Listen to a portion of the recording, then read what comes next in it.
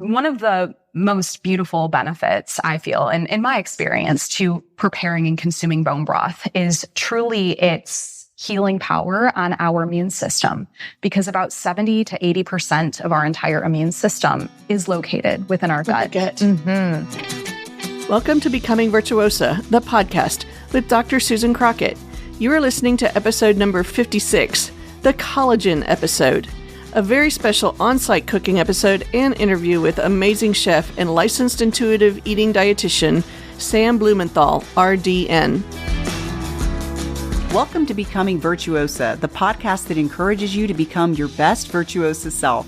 Each week, Dr. Susan Crockett goes where the scalpel can't reach, exploring conversations about how to be, heal, love, give, grow, pray, and attune. For the first time ever, she's bringing the personal one-on-one teaching that she shares with individual patients to you on this broader platform. A weekly source of inspiration and encouragement designed to empower you. By evolving ourselves as individuals, we influence and transform the world around us. Please help me welcome board-certified OB/GYN specializing in minimally invasive GYN surgery, internationally in the top 1% of all GYN robotic surgeons, a certified life coach, and U.S. News top doctor, your host, Susan A. Crockett, MD. I am so excited to see y'all today and to bring to you one of the most requested topics that I've had this far on the show. I've got my lovely guest, Sam Blumenthal, with me today. Hi. Welcome. Thank you. Thank you for having me. So now y'all are dying to know what we're talking about, right? It has to do with beauty and food and science and maybe even a little bit of surgery, although this is the show where we go beyond the scalpel or where the scalpel doesn't reach. Today, we are talking about collagen. Yes, the collagen episode. Yay! I have had so many of you guys asking about collagen. We want to know about it for our skin, our overall health. People have asked me about supplements. We're going to go over a little bit of that. We're going to talk about specifically a natural source of collagen, bone broth. And bone broth, exactly. Yeah, which is a great topic for the fall. So y'all stay tuned, and I'm going to turn it over to Sam. Why don't you tell us a little bit about your background and what you're doing here? Awesome. So I'm Sam. I'm an intuitive eating dietitian, and the way that I love to describe the work that I do is I really work to approach nutrition from a place of self-care. I love that. Versus self-control.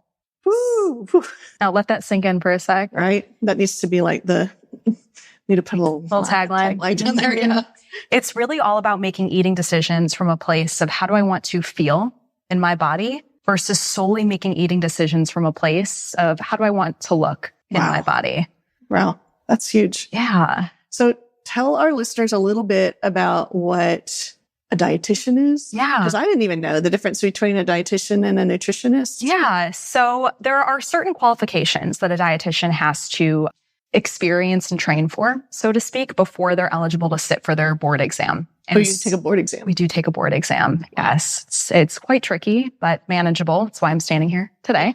So as a dietitian, we need 1,200 hours of supervised work experience. That's a lot. In the clinical setting, in the food service setting, and in the community setting. And once those are completed, then you're eligible to sit for your boards. I should have known this, like as a doctor, I should know the difference between a dietitian and a nutritionist, and I never have. So it's never too late to learn. Never too late to learn, apparently. So you guys may notice we are in a little different setting than we usually are. We're not in the studio upstairs. This is a sneak peek into what we do before the Dr. Crockett Show every episode, which is we have these amazing meals together and conversation and get to know our guests and each other. And that's where the real energy is for the show. And then we cultivate what we're going to teach. And today we're doing a little bone broth. I know, in the kitchen. I wanted to do this. So welcome. We're going to actually do this together. Yeah. And I think a really helpful piece to kind of get started with is kind of understanding or really expanding our definition of what food might mean in our lives. So traditionally, I feel that we hear a narrative that food is fuel and food is just medicine. Right. Is that something you've heard of before? I've said it a few times. Yeah. And I believe those two things are absolutely true. And food can represent so much more than just fuel and medicine. I really believe that food can represent community, right? Love, ritual, nostalgia, cultural exploration as well. You actually taught me that. We met about 3 years ago, kind of our paths crossed in a kind of health retreat setting. Yeah. And you were the first one that really brought to my awareness the love that comes through food. Mm-hmm. And I've started talking about that with my family, like when we come together for traditional meals at holidays. And it's amazing. How has that transformed your experience with your family?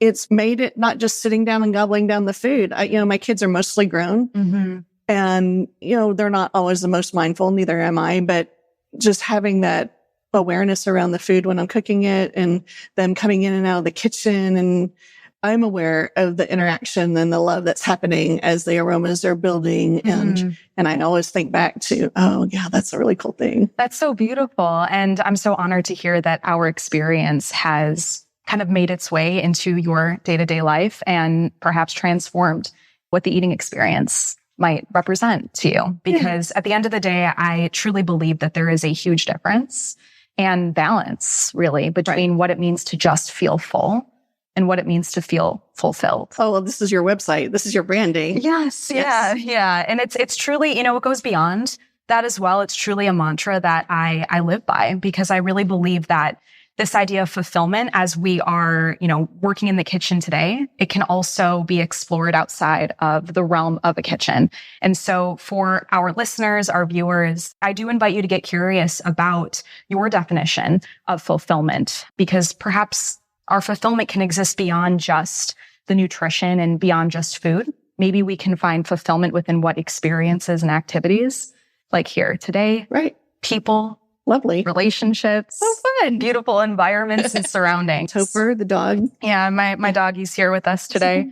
He's very familiar with this mantra, though. I think without further ado. Oh, so I wanted to just address one thing about balance, because my audience already knows me as whole food, plant-based, mostly. I'll say mostly vegan, not crap vegan, real food vegan. And so it may surprise some of you that I'm actually sitting here with a pile of meat bones. This is one of the few exceptions, I think, to nutrition when I think about healing and health and nutrition, where I think this is a healthy place where animal products probably do play an important part in our diet.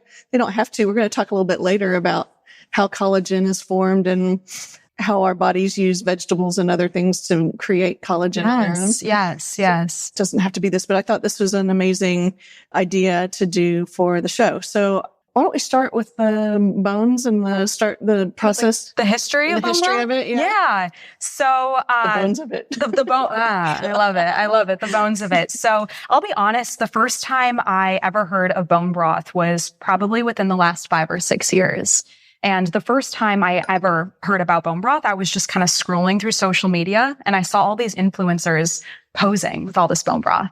And I'm like, okay, what's this hot new thing that everyone's talking about? And the truth of the matter is I was half right, because it's definitely hot, but it's totally not new. Not at all. Not at all. It is actually one of the most ancient recipes known to mankind. Our ancestors were making bone broth for centuries and centuries before us. Wow. For a couple of reasons. The first reason was to really pay homage to that animal for dying. So truly expressing a sense of gratitude by utilizing every single part of that animal so nothing went to waste. Right. I love that. Yeah, it's kind of, I really feel that today it's kind of a piece that we don't traditionally think about when it comes to preparing a meal or cooking, kind of looking at each ingredient as a whole and expressing gratitude for the earth, for the chef, for the farmer, and the sunshine. Yeah, absolutely. And, the second reason was, as hunters and gatherers, it was quite rare for our ancestors to go out on a hunt and bring back exactly enough food to feed an entire community and village, which is quite foreign to us today. Right. Because as we've experienced, if we're running low on something, you just hop in the car, go over to the grocery store, H-E-B, get it, come back, and that's that. But it wasn't really the case back then. So what they discovered was by taking bones, placing them in water at a very low simmer for a very long extended period of time, created this very nutrient-dense and energizing and healing broth that we know and love today, which is bone broth. Awesome. Yeah. So we've done a little bit of prep. What's the first step? What do we do? So I think before we get into the what, I would love an opportunity to explain a little bit more of kind of the why, which is the collagen. Yeah. piece. Oh, yeah. Let's talk about the collagen. Yeah. So I think this is really fascinating from a science and specifically a surgeon perspective. So I'm a gynecologic surgeon. And as part of the work that I do a lot of work on pelvic prolapse. It's not sexy food talk, but basically bladder's falling, and it's a real problem with women. And it has a lot to do with collagen. And patients are always asking me, besides just what can I take to make my hair, nails, and skin healthier? What can I do to heal better from surgery? They're asking, why am I having problems with wrinkles or prolapse issues where things sag? And how can I be healthier? And what should I eat? What should I take? And so we have these conversations about collagen. Why don't you tell us a little bit about what collagen is anyway? Great question and great starting point. So collagen actually comes from the Greek word kolla, and that means glue. So essentially collagen is the glue that holds us all together. I know that. Yeah. Makes sense. And collagen itself is the primary structural protein component in the entire human body.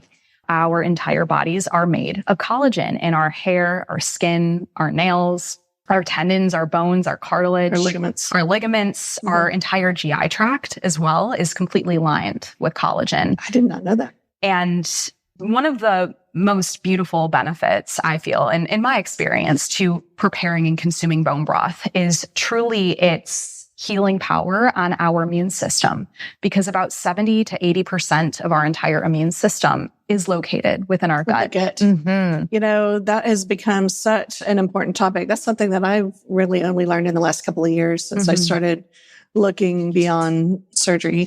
The immune system and also our psychiatric serotonin, dopamine. Yes. Our mental wellness. Our gut is our second brain. It is. It's crazy. So we're going to feed our second brain some healthy bone broth. We are. And what's so interesting and fascinating is that the human body, we naturally make collagen. We do. We don't just have to eat it. No, we naturally make it. Our bodies do it. But when we turn about 25 years old, the collagen 5 years ago, the collagen production starts to slow down a little bit. And that's where we start to notice some of the signs or concerns that perhaps your patients are coming to you about. And so what I find to be so beautiful about bone broth itself is that we have an opportunity to prepare a beautiful natural remedy almost from the most immediate source, and also playing a part in the kitchen and being a part of this whole process can really tie into and nourish that sense of community and connection and ritual and nostalgia even. And tying back even in time to our ancestors and honoring the traditions. Exactly. So I think the time thing is a really important piece here. This is not going to be done by the end of the show. No. I mean, if y'all are willing to watch us sit here for 24 hours, then yeah, but not really. And this is really a process that takes between 16 and 24 hours at a minimum. Yeah. And I'll be totally transparent with you. The first time I learned that, I felt very overwhelmed, and it felt like Why would anybody do that? We have things to do, right? And it felt like a very daunting and overwhelming process until I started to find this really beautiful parallel in honoring the cooking time. Because as you'll see here, we have our bones, we have our mirepoix, we have our spices, we have our water, we have our pot back here. And towards the end of our cooking experience today, our goal is to get all of these things in a pot. Assembled. And you can almost imagine at this moment, once that's done, it's going to feel and look a little messy and chaotic. If you haven't been able to tell, that's my mind 90% of the time. Well, I'm a transformation expert, so we can help you with that. Thank you. I'll reach out to you after the show. So what I find to be so beautiful about making bone broth is it can almost represent each of our paths to achieving that transformation and clarity. Because truly the goal of bone broth is to create something that's clear. Because with bone broth, we can sip and enjoy it from a cup, but we can also use it in any recipe that calls for a liquid. So some of my personal favorite ways to actually utilize bone broth is if I'm preparing quinoa, I'll use it as that liquid to absorb flavor and collagen, cooking rice. Yummy. Adding to mashed potatoes. My favorite. adding it to a pasta sauce, or even adding a few other ingredients to even change it up. Perhaps we transform it into a pho. Maybe we create a creamy tomato basil soup out of it. And those are just a couple of ideas. A ramen, yeah. And so the reason I say this is our goal is to create something that is clear. And each of our individual paths to healing doesn't happen like that. It takes time to get clear. It truly takes time for that very slow and low simmer to skim any of the impurities that might rise to the top, to continue to filter out any of the, for lack of a better word, gunk that might just be rising to the top, to create something that is quite beautiful and clear. So I started to reframe the process of preparing a bone broth from something that might feel kind of scary or overwhelming or daunting into something quite nourishing beyond even the vitamin, mineral, and kind of like nutrient element of it.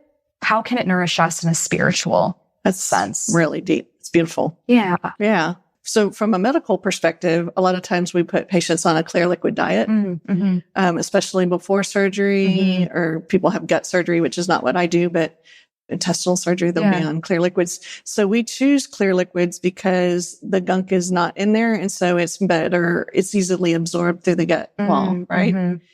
So in a clear liquid diet is anything you can see through. So a clear, clarified bone broth certainly is a really great choice if you are doing your clear liquid diet the night before a surgery that I'm doing, or if your surgeon, your doctor says you need to be on a clear liquid diet. This is a nutrient-packed, great option for that. Yes, I love that.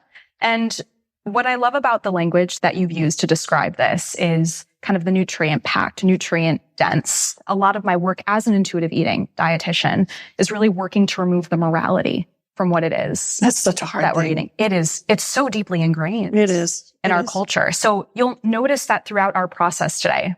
I'm not going to use words like good or bad.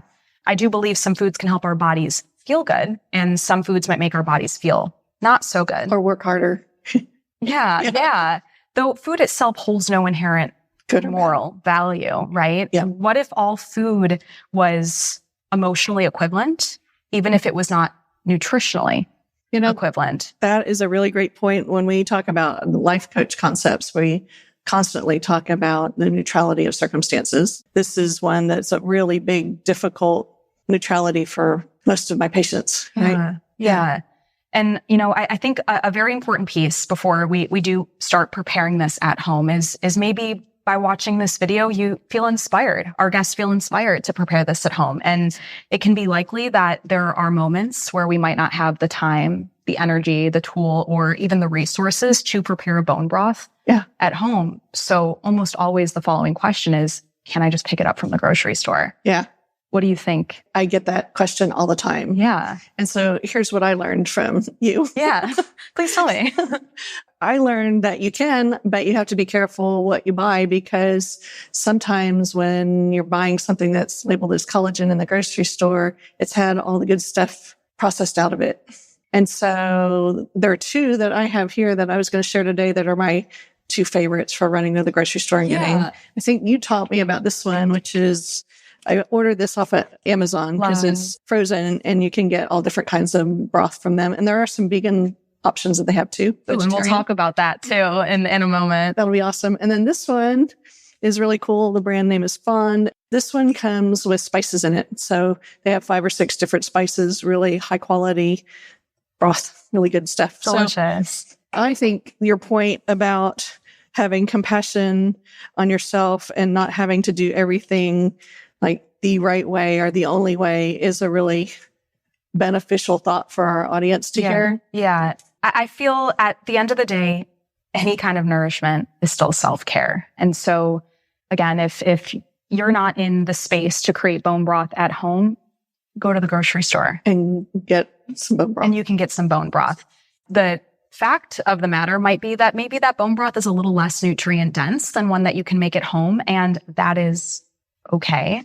Yeah. We deserve to invite in a lot of that self-compassion for any circumstance outside of our control that might get in the way of allowing a simmer process of 16 to 24 hours. Right. Though if this experience is of value to you, perhaps we carve out the time to do that. And we'll talk about storage as well, because you can do this once and have a whole bunch of it for months on end. So I think this kind of is a perfect opportunity to begin preparing your bone broth. So one of the biggest questions that I get when it comes to preparing a bone broth is, what is the best kind of bone? And I really want it to come down to what is accessible for the consumer and who's preparing that bone broth. So if you can find beef bones, chicken bones, you can use lamb bones, you can use anything, any kind of bone, any kind of animal that has bone, tendon, ligaments, cartilage, skin can make a bone broth. Awesome. So today we're using beef femurs that I picked up from the butcher yesterday. Yeah. And you'll see that there's quite a bit of marrow that's going to contribute to a lot of collagen as well.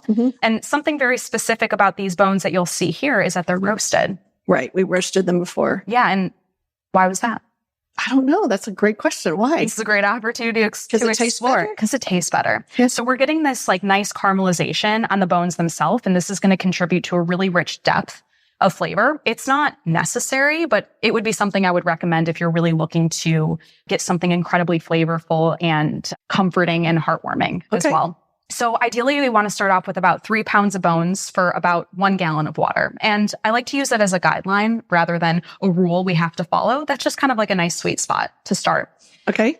So once we have our bones roasted, by the way, in the oven at 425 for as long as it takes. And I say that because depending different sizes. Exactly, right. These are a little bit thicker. I drizzled a little bit of a high heat cooking oil. We used avocado oil today. If we were using chicken bones that are a little bit more brittle, maybe the cooking time can be about 15 to 20 minutes. These are in the oven for about 40 to 45 minutes to get that nice caramelization. The next thing we have is our mirepoix. So what? Mirepoix. Mirepoix. Yeah. Mirepoix. Okay.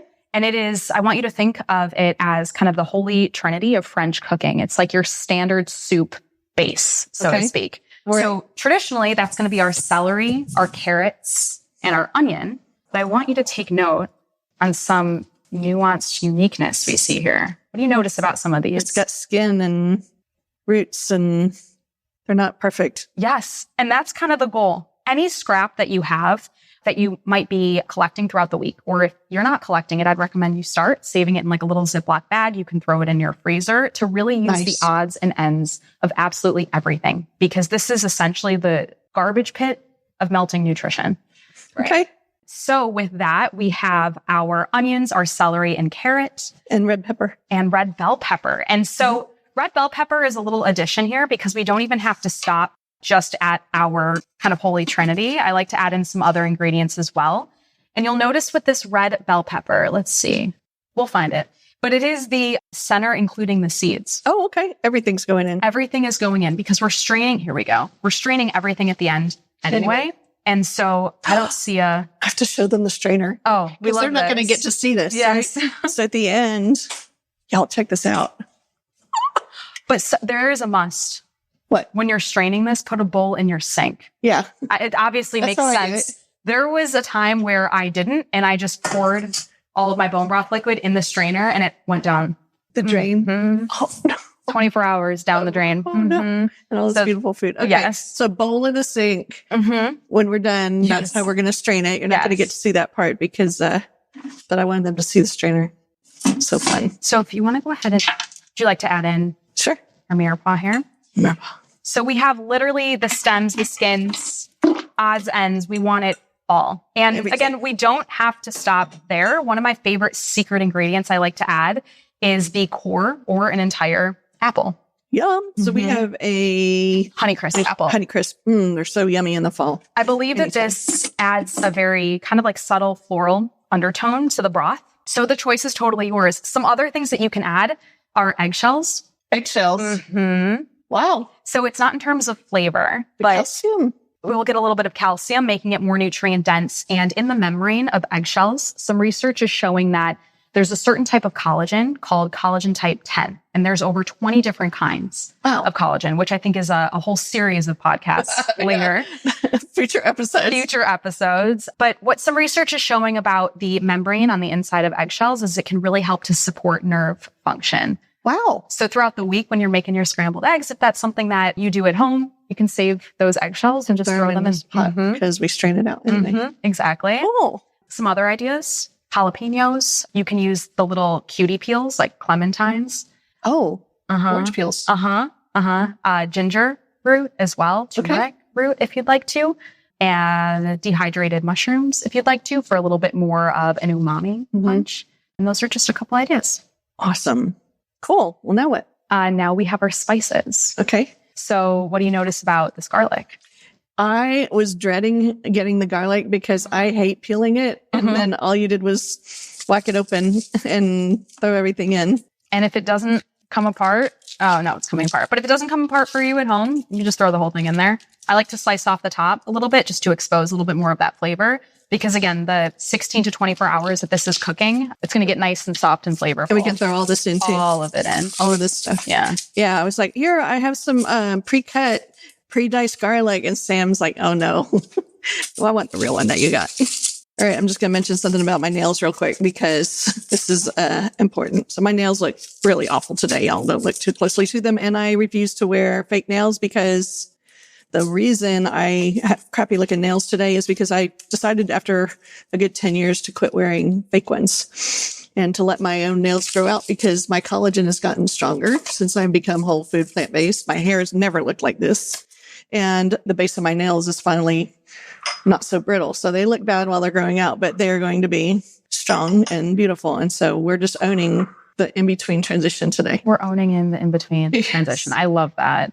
After hearing you mention the plant-based piece, before we get into our spices, I would love to talk about plant-based collagen. Yes. Is there such a thing as plant-based collagen? No. No? Why is that? Because collagen is a animal protein. Yeah, it comes from bones and tendons. And like, if there is a plant that has bones and tendons and ligaments. Call me up. Let me know. But no, traditionally, if we see plant-based collagen, what this is really describing is that there are certain plant-based ingredients that can almost promote the collagen production that started to kind of go to sleep on us. Yeah. Oh, I wasn't going to mention this, but we are going to mention it. So I haven't really promoted this very much yet, but I have a vitamin line. It's called Virtuosa Vitamins. You can find it through drcrockett.com. Our whole philosophy about vitamins is that we should get most of our nutrients from our food by eating a broad whole food type of diet. Yeah. But where we need supplementation, that's what we have on the site. So it's not a whole lot of things, but one of them is a collagen builder. So it's not a collagen supplement. It is ingredients that help build healthy, strong nails and healing.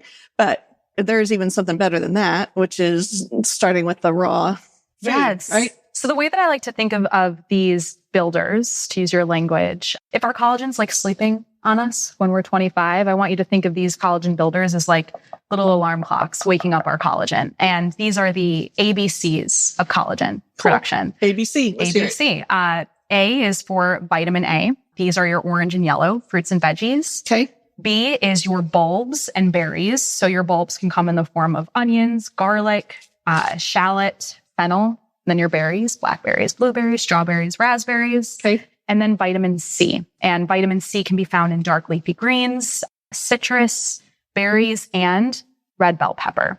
A serving of red bell pepper has more vitamin C than a serving of oranges. No way. That's astonishing. And beyond just flavor and just making use of this red bell pepper, there is another reason or intention that we're adding the red bell pepper to this bone broth. Yeah. That's because for our body to best absorb collagen, it likes to be paired with vitamin C. I did not know that before today. So now we're getting our vitamin C through the form of our red bell pepper to ensure that when we consume this bone broth, that it has a carrier to help it in. Exactly. And so cool. If you're making this at home and you don't have vitamin C to add directly into the bone broth, no stress. As long as we're getting vitamin C throughout the week. Again, that can be in the form of your dark leafy greens, your berries, and your citrus foods. So it doesn't necessarily have to be in here. But we're killing two birds with one stone today. We were going to go ahead and add in our spices. Okay. So we have our peppercorn. And if you want to add that in, these are just like light recommendations, the whole thing. Yeah, these are light recommendations. These are kind of what we're preparing today is what I like to call my base recipe. And so if you have other spices or herbs at home, feel free to add them in. Again, I try to keep it pretty neutral across the board because I want to be able to use this as my home base to come back to use this as a liquid in any lots recipe. of things. In fact, you mentioned that we are not using salt. Correct. Because we're going to keep it unsalted so that you can use it in foods that may not want that much salt in it. Salt it when you use it. And then of course, like you have each of us have like the discernment to say, okay, at the very end, after it's all prepared, Add like 3 of them in there.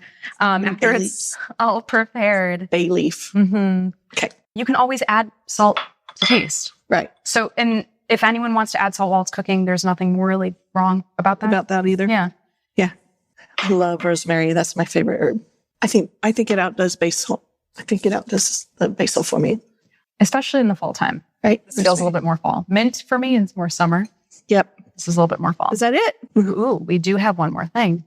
A little bit of a lemon we have right here. And so the intention for adding a lemon is not really for flavor. We need a little bit more of acidity, whether that's coming in from a splash of apple cider vinegar or a little squeeze of a lemon. This is to help make the minerals from the bones be more bioavailable. Oh, okay. So this can be some of the calcium and some of the phosphorus. So that our bodies can absorb it better. Exactly. Lovely. You know, and to be honest, if you don't have apple cider vinegar at home, like I just want to remind you, I don't think our ancestors were apple cider vinegar trying to find Whole Foods to get some apple cider vinegar. So it's not like a make or break thing. I just noticed that we had a little bit of lemon back there.